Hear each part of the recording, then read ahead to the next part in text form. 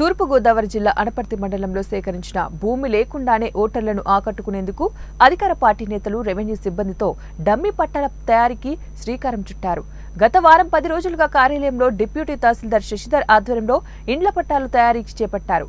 అయితే తహసీల్దార్ కార్యాలయానికి వెళ్లిన టీడీపీ శ్రేణులు అక్కడ జరుగుతున్న తతంగాన్ని పరిశీలించి డిప్యూటీ తహసీల్దార్ని ప్రశ్నించారు. దీంతో ఆయన పొంతనలేని సమాధానం చెప్పడంతో టీడీపీ రాష్ట్ర ఉపాధ్యక్షుడు నల్లమిల్లి రామకృష్ణారెడ్డికి సమాచారం అందించారు.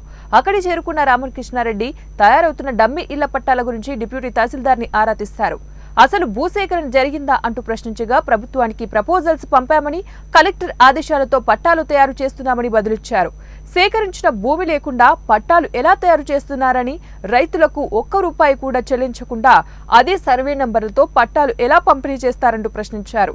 దీనికి సరైన సమాధానం రాకపోవడంతో రామకృష్ణారెడ్డి తన అనుచరులతో తహసీల్దార్ కార్యాలయంలో బైఠాయించి డమ్మీ పట్టాల ముందు పెట్టుకుని నిరసన చేపట్టారు.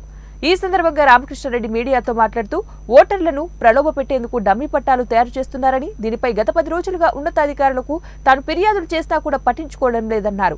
చివరకు డమ్మీ పట్టాలు తయారు చేస్తూ డిప్యూటీ తహసీల్దార్ తన అనుచరులకు అడ్డంగా దొరికిపోయారని అన్నారు. దీనిపై పూర్తి విచారణ జరిపించి బాధ్యులపై కఠిన చర్యలు తీసుకోవాలని, ఇదే పరిస్థితి కొనసాగితే నియోజకవర్గంలోని ఎన్నికలు సజావుగా జరిగే పరిస్థితి లేదని అన్నారు.